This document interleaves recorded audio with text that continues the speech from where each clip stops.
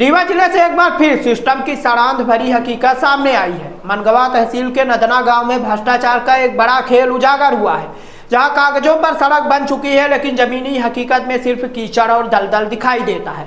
28 लाख रुपए की सड़क योजना में से 15 लाख रुपए की राशि निकाली जा चुकी है, लेकिन गाँव के रास्ते आज भी वैसे ही नरकीय हालत में है। हमारी संवाददाता सोनाली दुबे ने कलेक्टर से मिलने आए उन ग्रामीणों से बात की। देखिए हमारी ये पूरी खास रिपोर्ट।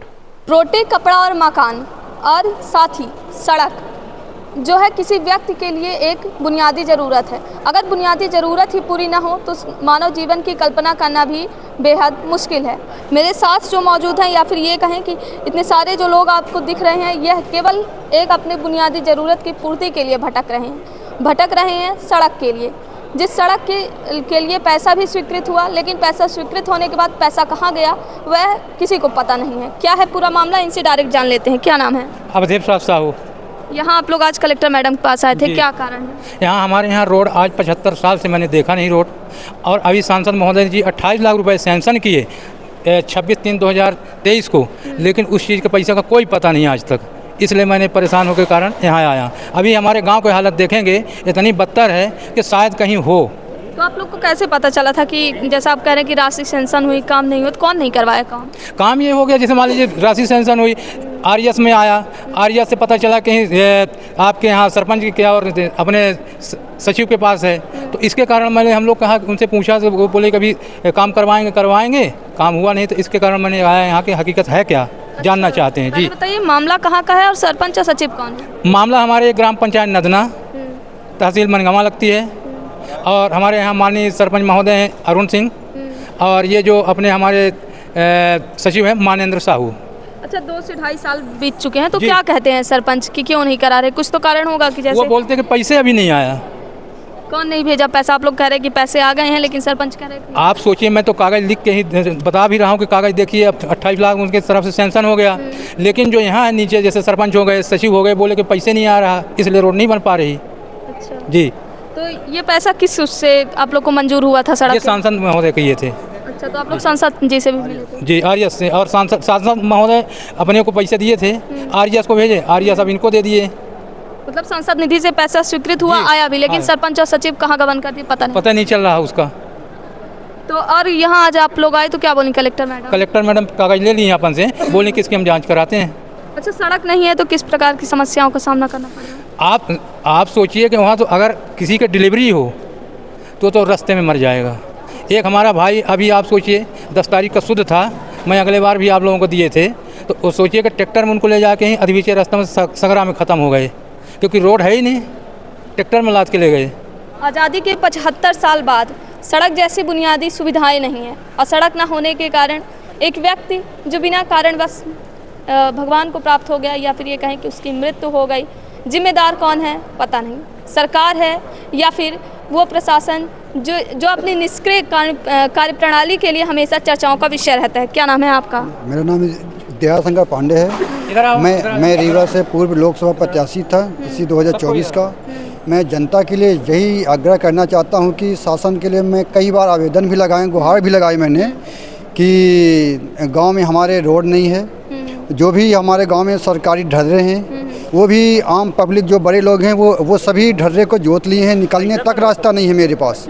आज हमारे बड़े पिताजी भी ख़त्म हो गए हैं, मगर आज 11वां दिन हो गया, 12वां दिन हमने रोड के लिए कई आवेदन दिया हूँ। कब से आप लोग भटक रहे हैं? मैं ये आज जब से हमारा जन्म हुआ होगा, आज मैं 30 साल का हो गया हूँ, आज तक मैंने अपने गांव में रोड देखा ही नहीं हूँ कि रोड है कहाँ। मगर आवेदन देता हूँ कि यहाँ के अधिकारी लोग बोलते हमने भेज दिया हूँ, परंतु कोई कार्रवाई नहीं होती है। पैसे के आगे सभी लोग बिक जाते हैं मैडम। जो कहना साफ साफ है, अपना मकसद नहीं रहता किसी को झूठा फंसाएं। कहते आज मैं भैया भी आवेदन दिए, कई आवेदन दिए, गांव में कई आवेदन दिए, मगर आज एक हफ्ते से रोड निकलने के लिए चलने का रास्ता नहीं है। यदि कोई बहनों के लिए डिलीवरी हो जाए मैडम, किसी को निकलने के लिए रास्ता तक नहीं है आज की। हम क्या होता है, मैडम जी को हमने कई बार आवेदन भी दिया, आरटीआई भी लगाई मैंने कि हमारे गांव में 15 साल से। अच्छा, आज जब आरटीआई लगाए होंगे तो जो सांसद निधि का जो पैसा था उसका भी कुछ जिक्र रहा होगा कि? जिक्र रहा, मगर अपने पास वो पैसा है कहाँ, यूज कहाँ हुआ है, कहाँ लगा हुआ है, कहाँ विकास हुआ है अपने गाँव में, क्या रोड बनी, कहाँ बनी है, जनता को दिखाया जाए। गरीब पब्लिक मर रही है, बेचारे गरीब लोग। उसके लिए हम लड़ रहे हैं, पर ये गांव से सभी लोग आए हैं हमारे गांव से, ये देख लीजिए कोई सुनवाई नहीं होती है जनता की। अच्छा, तो क्या आप लोग वहाँ के जो सरपंच हैं तो वो पैसा नहीं दे रहे, कहीं शिकायत नहीं की कि क्यों नहीं दे रहे हैं पैसा, क्यों नहीं बन रही है सड़क? सरपंच वाली फाइल निकालना जरूरी नहीं, ठीक है बोलिए। सरपंच महोदय का मैंने ये हमारे गांव की दे के रखा हूँ आज 3 साल पहले। ये रोड खुद बता रहे हैं, साथ ही फोटो भी लिए हैं, किस प्रकार है कि दलदल टाइप में बन गया। अगर अंदाज़ा लगाया जाए कि ये रोड की हालत ऐसी कि अगर कोई इंसान या फिर ये कहीं छोटा बच्चा अगर जो जाए तो शायद इसमें वह डूब सकने की जैसा दिख रहा है कि हो सकता है 4 से 5 साल का लड़का डूब भी सकता है, कुछ ऐसा है क्या? ऐसे भी है। इसमें तो निकले नहीं सकते, अब डूबेगा नहीं, बच्चा तो नहीं डूबेगा लेकिन निकल नहीं सकता, वहीं दलदल में फंस जाएगा।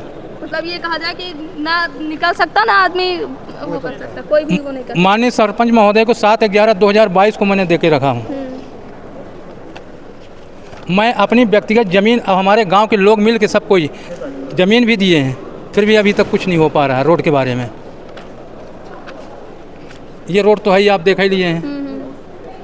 ये उस दिन की है जिस दिन मिट्टी गई है वो फूलने जा रहे हैं। मेन रोड में उतारिए, देखिए ये कीचड़ है, 2 किलोमीटर रोड की स्थिति है। तो आप लोग आन दिनों में कैसे जाते हैं, जैसे बरसात के मौसम को छोड़? इसीलिए जा ही नहीं पाते ना, हम तो इसीलिए जबलपुर चले गए क्योंकि वहाँ रास्ता ना होने के कारण पलायन हो गए। मैं तो वहाँ रहना नहीं चाहता।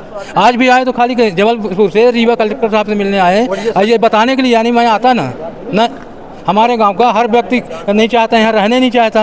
अब आप देख लीजिए ये स्थिति है।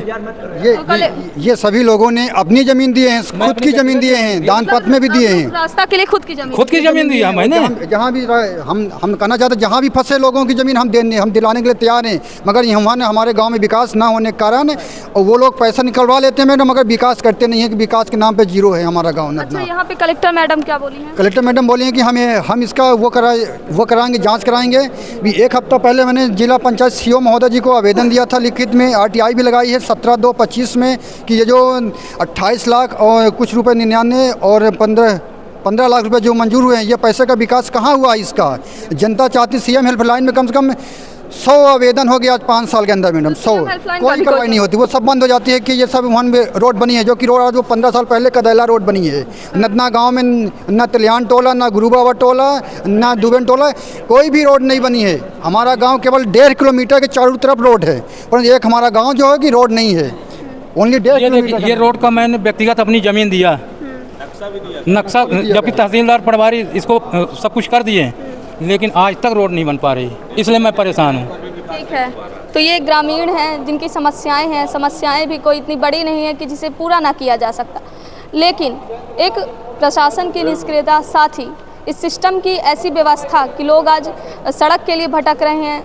एक जो बात सामने आई कि ज़मीन नहीं है तो ग्रामीणों द्वारा खुद अपनी ज़मीन दी गई, बस एक इच्छा थी कि रोड बन जाए जिससे बेहतर आवागमन हो, इन्हें पलायन ना करना पड़े, बच्चों की शिक्षा अच्छी हो, बुजुर्गों को अस्पताल जाने में कोई दिक्कत ना हो। लेकिन धन्य है प्रशासन की व्यवस्था, धन्य है जो व्यवस्थाएं हैं, जो कार्य योजना है, जो शासन के लोग हैं, उनकी कार्यशैली किस प्रकार की है कि आज यह दर दर की ठोकरें खा रहे हैं केवल सड़क के लिए, और सुनने के नाम पर केवल कार्यवाही का आश्वासन दिया जाता है।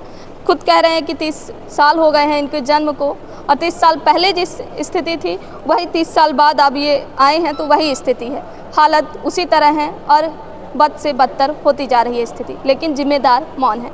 वीडियो जर्नलिस्ट नीरज के साथ सोनाली दुबे की रिपोर्ट।